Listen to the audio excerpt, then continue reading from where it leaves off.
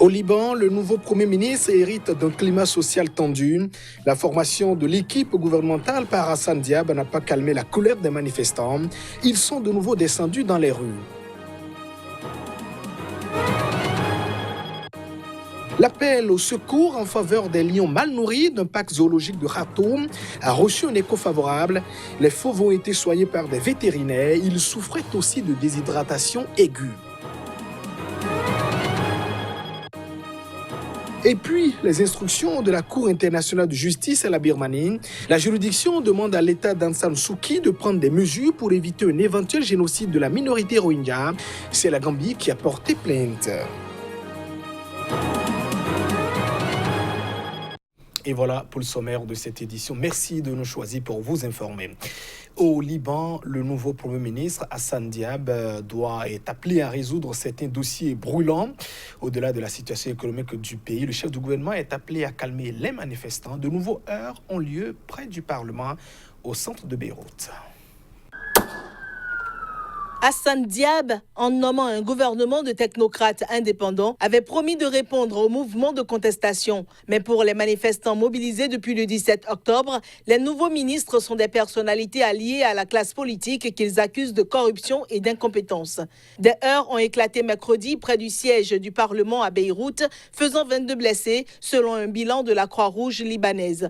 La grave crise politique s'est accompagnée ces derniers mois d'une détérioration de la situation économique, licenciements en masse, restrictions bancaires drastiques, entre autres. La nouvelle équipe gouvernementale se retrouve confrontée à une tâche gigantesque. Lors d'une première réunion de son équipe, le nouveau Premier ministre a reconnu que le Liban fait face à une impasse financière, économique et sociale et que les nouvelles autorités doivent alléger l'impact et les répercussions de cette catastrophe sur les Libanais. Le secrétaire d'État américain Mike Pompeo a exhorté le nouveau gouvernement à mener des réformes tangibles. Quant à la France, elle a exhorté jeudi le nouveau Premier ministre libanais à prendre les mesures d'urgence à même de rétablir la confiance au Liban où la rue ne décolère pas contre les élites politiques en place.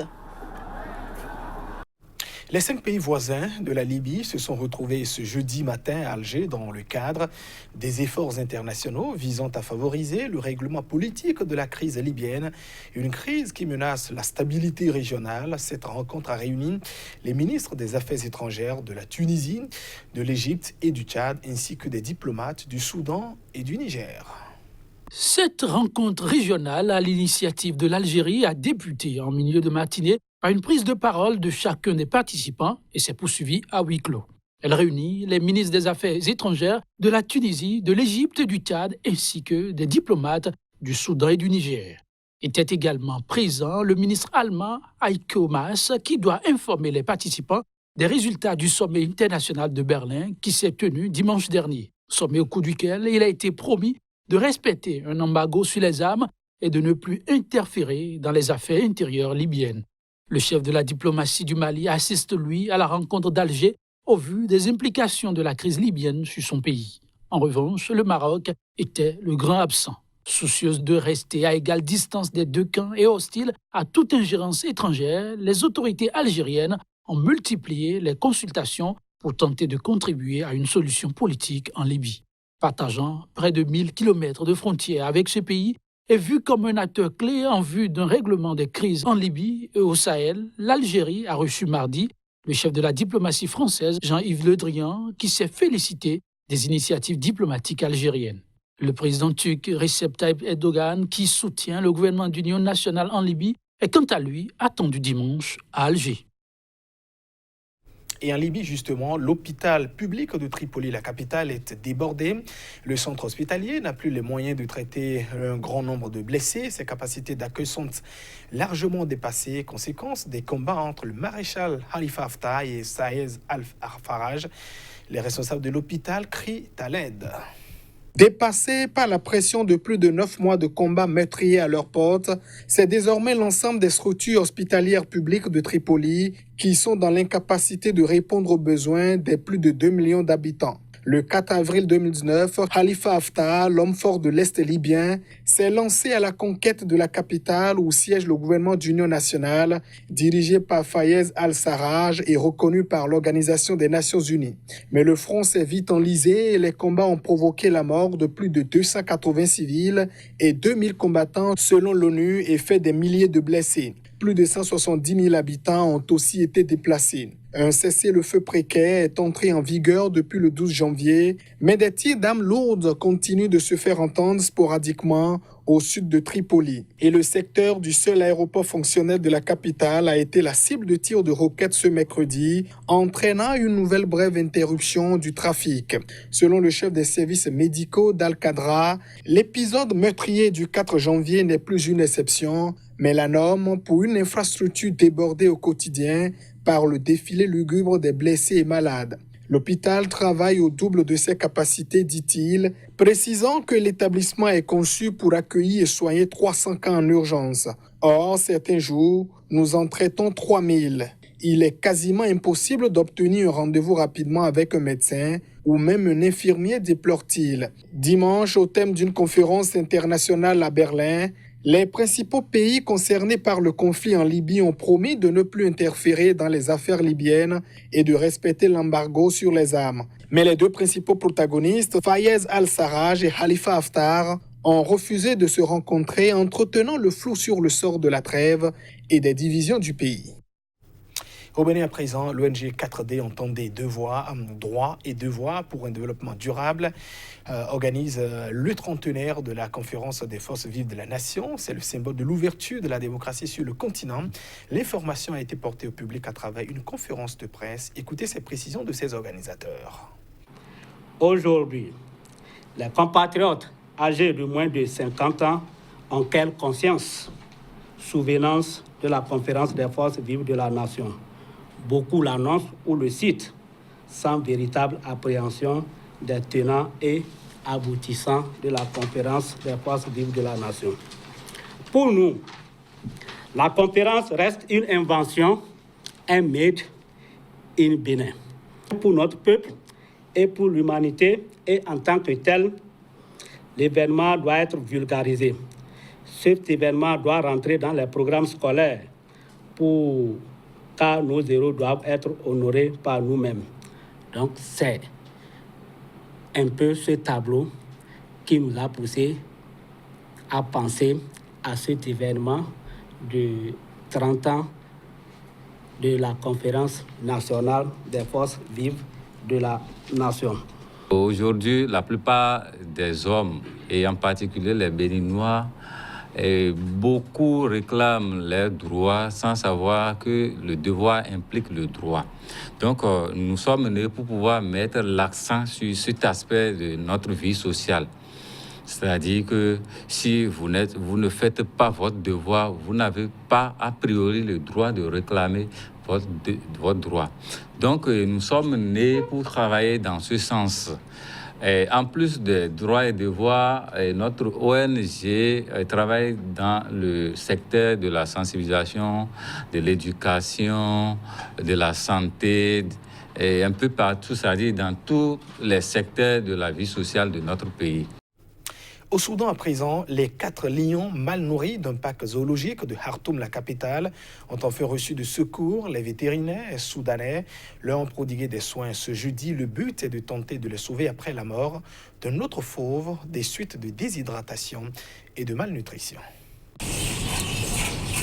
Ces lions vivant en captivité dans le parc d'Al-Krechi souffrent depuis des semaines d'un manque de nourriture et de médicaments. Leur état de santé a entraîné une campagne en ligne pour les sauver. Mais en dépit de soins fournis par intraveineuse après le lancement de la campagne, une lionne est décédée lundi. Le vétérinaire qui a été chargé de s'occuper de la santé des lions a accusé les administrateurs du parc, soutenant qu'ils ne donnent pas à manger aux animaux. Jeudi, avec d'autres vétérinaires venus en renfort, il a donné des médicaments aux 4 autres lions et effectué des tests sur ces animaux. Une autre lionne est également malade, mais son état semblait s'être amélioré jeudi d'après les vétérinaires.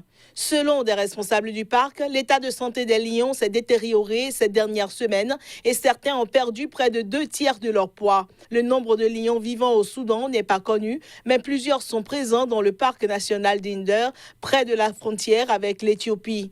Les lions sont une espèce vulnérable selon l'Union internationale pour la conservation de la nature. Leur population en Afrique a baissé de 43% entre 1993 et 2014 et seulement 20 000 survivent aujourd'hui. Hong Kong prend des dispositions face à la propagation du nouveau virus apparu en Chine. 2 camps de vacances ont été transformés en zone de quarantaine. Elles sont destinées aux personnes ayant été donc en contact avec les porteurs du coronavirus. Les détails.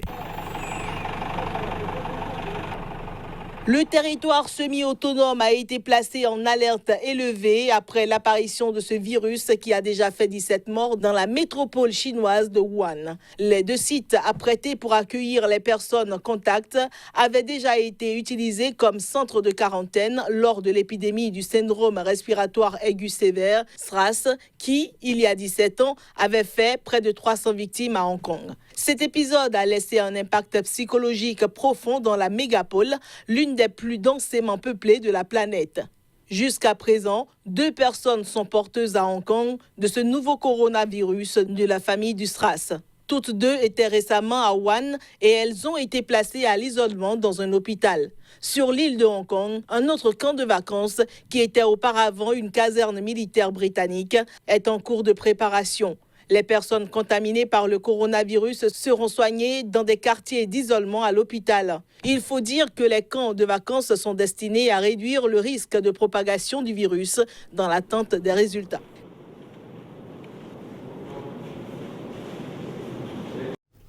Les suites à présent de la plainte adressée par la Gambie à la Cour internationale de justice, une plainte relative à la persécution de la minorité Rohingya, c'est en Birmanie. La juridiction a donc ordonné à la Birmanie de prendre toutes les mesures en son pouvoir pour prévenir un éventuel génocide dans le pays. La série de mesures d'urgence requises par la Gambie n'est pas tombée dans des oreilles de sourds. La Cour internationale de justice basée à La Haye vient de réagir et a donné son approbation. La Gambie, en effet, accuse la Birmanie d'avoir violé la Convention des Nations Unies de 1948 pour la prévention et la répression du crime de génocide, ce que rejette de facto la chef du gouvernement birman, Aung San Suu Kyi. Le juge, président de la Cour internationale de justice, qui est déclarée compétente pour statuer en l'affaire, a annoncé que la Birmanie doit prendre toutes les mesures en son pouvoir afin de prévenir la commission de tout acte entrant dans le champ d'application de la Convention sur le génocide. La Cour est d'avis que les Rohingyas en Birmanie restent extrêmement vulnérables. Pour la Gambie, c'est une victoire. C'est une journée historique aujourd'hui, non seulement pour le droit international, pour la communauté internationale, mais surtout pour les Rohingyas. Le fait que les décisions qui ont été prises aujourd'hui soient unanimes, l'ensemble des 17 juges des différentes parties du monde représentant différentes cultures et valeurs, tous ont convenu qu'un génocide ne peut être toléré par quiconque dans le monde et que les Rohingyas de Birmanie ont besoin de protection en tant que groupe ethnique reconnu. Depuis août 2017, environ 740 000 Rohingyas se sont réfugiés au Bangladesh pour fuir les exactions de militaires birmans et de milices bouddhistes, qualifiées de génocide par des enquêteurs de l'ONU. Le nombre exact de Rohingyas tués au cours des violences n'est pas connu, mais des ONG estiment que ce nombre s'élève à plusieurs milliers. D'après le journal Financial Times, Aung San Suu Kyi a déclaré que les réfugiés Rohingyas ont peut-être exagéré les abus commis à leur égard, tout en reconnaissant qu'une enquête interne de la Birmanie a conclu que quelques militaires avaient bien commis des crimes de guerre. Les décisions de la CIJ, fondée en 1946 pour régler les litiges entre États, sont contraignantes et ne sont pas susceptibles d'appel. Elle n'a cependant aucun moyen de les faire appliquer. Mesdames et messieurs, ainsi se referme cette édition. Merci de votre attention. Restez fidèles au programme de votre télévision, CK TV. Au revoir.